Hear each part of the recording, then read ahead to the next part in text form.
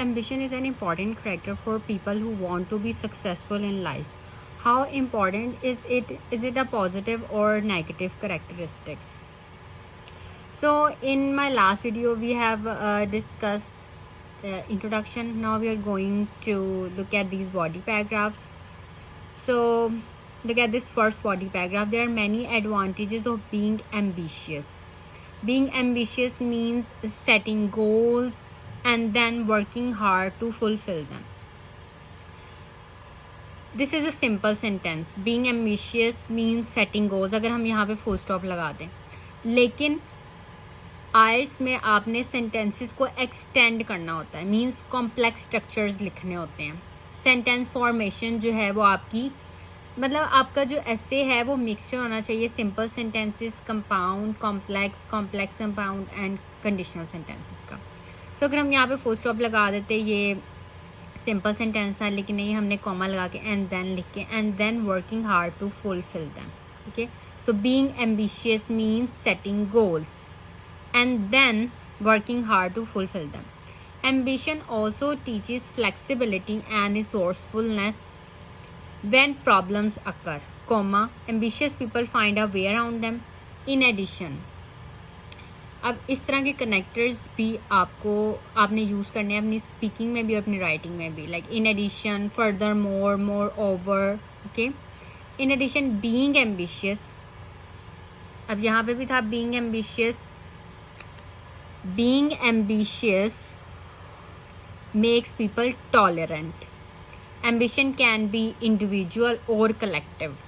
Ambition does not have to mean moving ahead on one's own. It can be a vision for a whole city, comma the elimination of a disease, comma or the improvement of a community.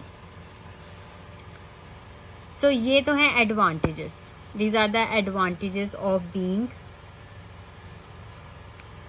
ambitious.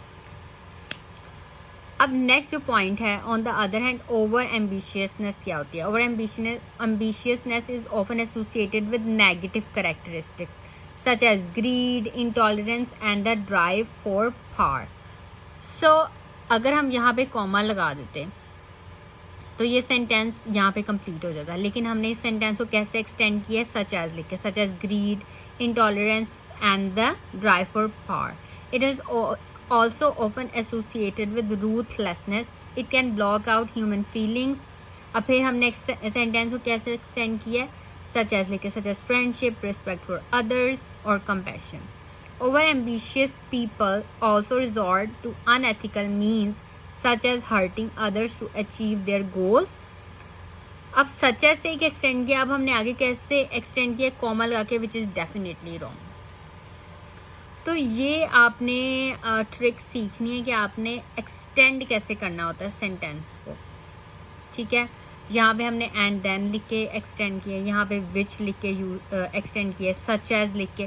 Such as लिख के हम क्या करते हैं, जो पीछे बात हो रही है उस एग्जाम्पल दे देते हैं. हम नेगेटिव कैरेक्टरिस्टिक्स है ना वर्ड, तो नेगेटिव कैरेक्टरिस्टिक्स को हमने उनकी एग्जाम्पल दे दी है, such as greed, intolerance and, मतलब ये जो है ये नेगेटिव कैरेक्टरिस्टिक्स हैं. और यहाँ पे अनएथिकल मीन्स कौन कौन से हैं?